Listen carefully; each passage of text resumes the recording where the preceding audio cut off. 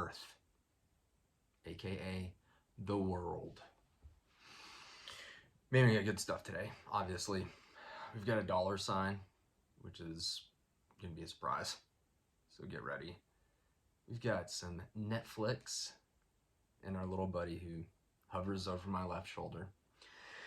We're going to start out with aliens.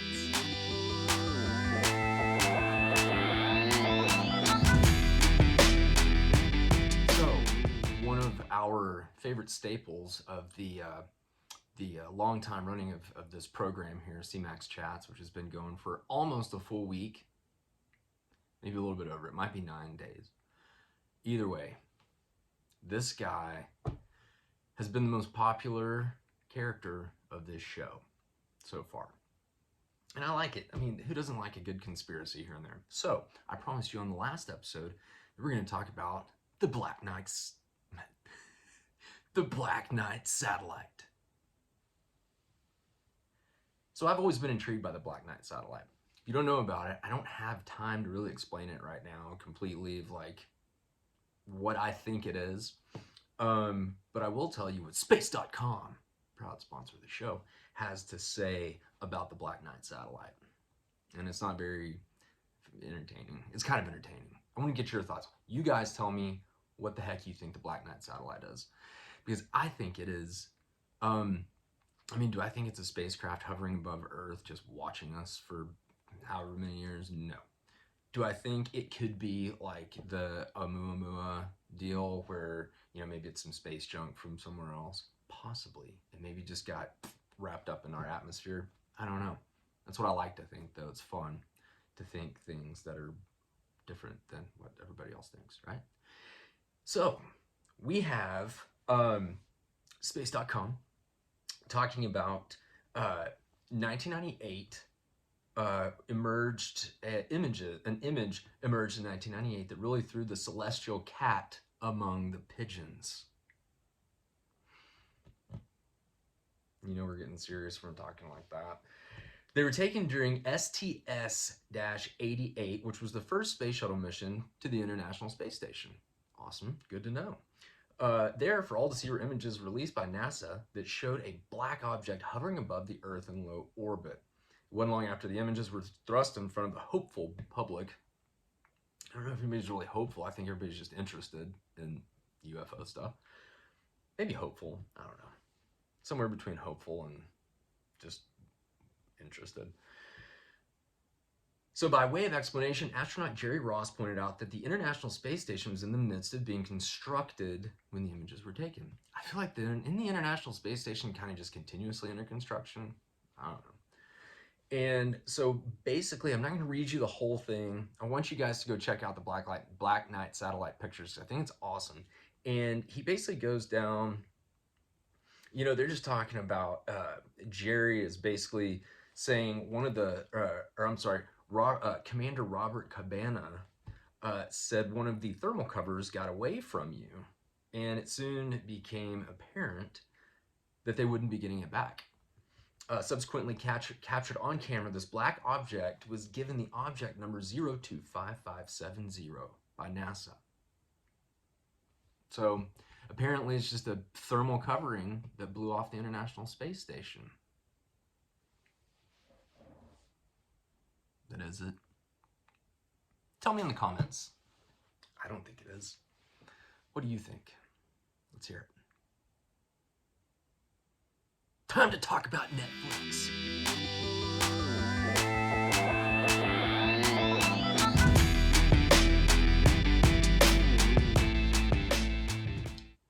Netflix, an amazing company. I remember thinking, wow, a company to put Blockbuster out of business. Impressive. Back when they used to just mail DVDs to your house, I was like, man, this is a great idea. Here we sit in 2021, and it's just blowing our minds away. We're all huddled up in our own houses, doing absolutely nothing for the entirety of 2020, basically, watching Netflix. Because you can stream for hours and hours and hours. And they'll ask you, are you still watching this? And your lazy ass is going to be like, yeah, I've been watching this for days. I haven't even slept. That's where we are. That's what Netflix is now, right? So, I'm going to give you my Netflix top 3. I'm not going to go to a little commercial or anything right there. Just like to get dramatic about it. So I got my top 3 written on this little piece of paper. Actually, it's just a torn open envelope. Because, again, consistency, and what's the other word for this show? I can't remember. Not important.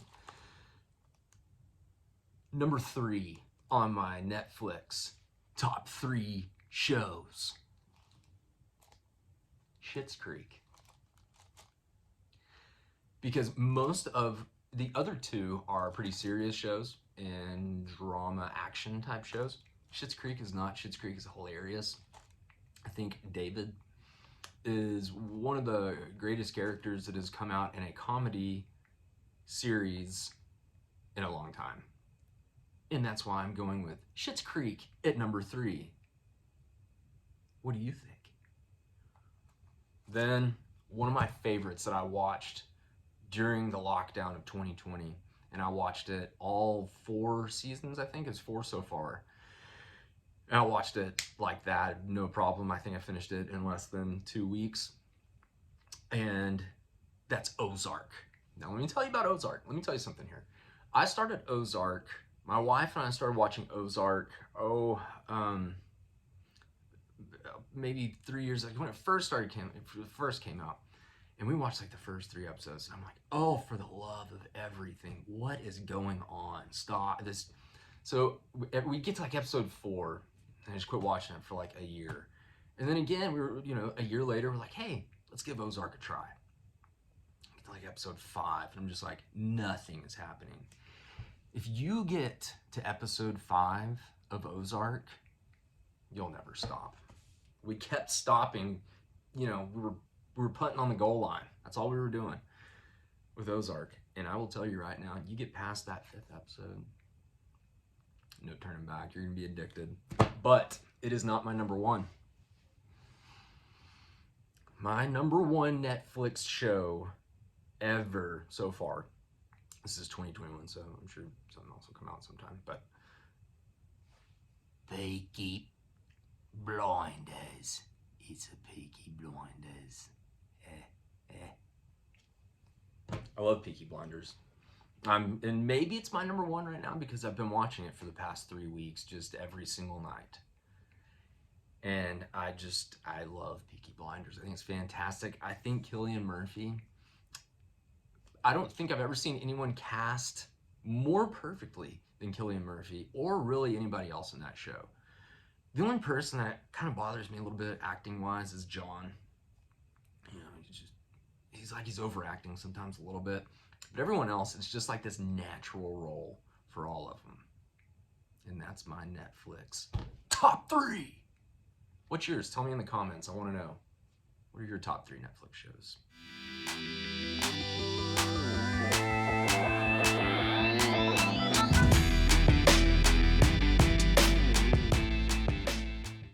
Time to talk about the lottery.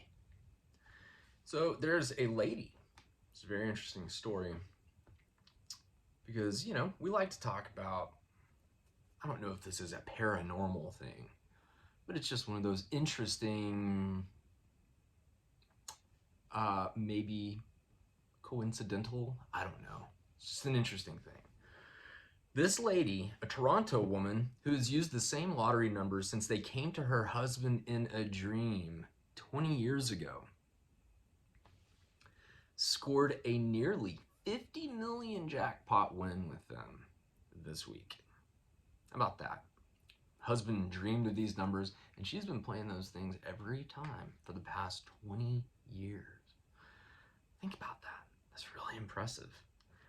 I can't pronounce her name. Dang Pravotatlava told officials that the number she chose for the December 1st, 2020 Lotto Max drawing were the same one she's used for lottery drawings.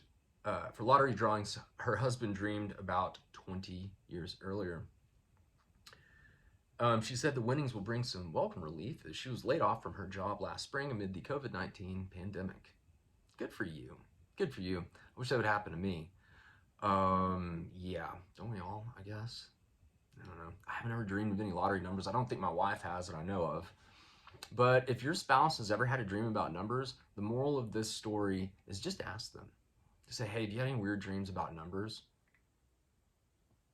It's interesting. I'm reading a very interesting book actually about dreams that I will talk about sometime in dream interpretation. Carl Jung. It's fantastic. It's a really interesting book. We'll get into that. We need to get into that on live chat. Don't let me forget, everyone. All 7 of you. It's time for Rant segment.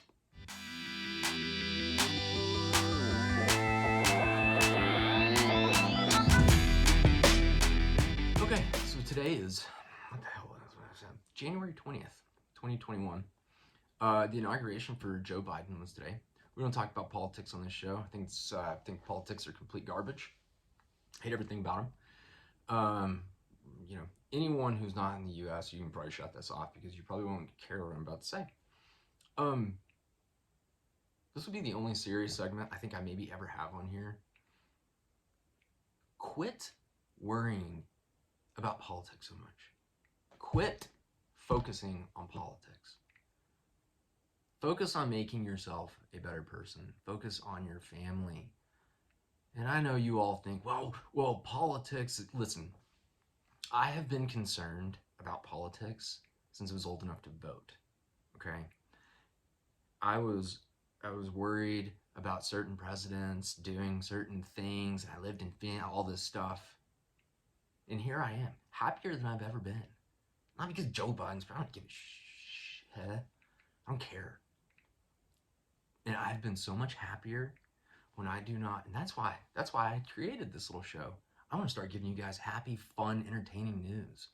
Not a bunch of garbage, people trying to tell you how to think.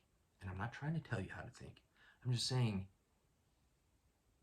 think for yourself and don't let politics dictate your happiness in this world. Because we see it every day. You know you see it every day. I got on Facebook. I couldn't make it through 2 posts. It was politics. Here's what I think. Here's what you need to think. Just think for yourself, folks. Take care of yourself. Make yourself happy. You make yourself happy, make your family happy, then everything else falls in place. It's not politics are going to make you happy or sad or change your life, because that's going to ruin your life. So that's my rant segment. I'm not trying to be bossy. It's just I see so much unhappiness in the world, and the majority of it stems from politics and us putting politicians on this pedestal that they do not deserve to be on.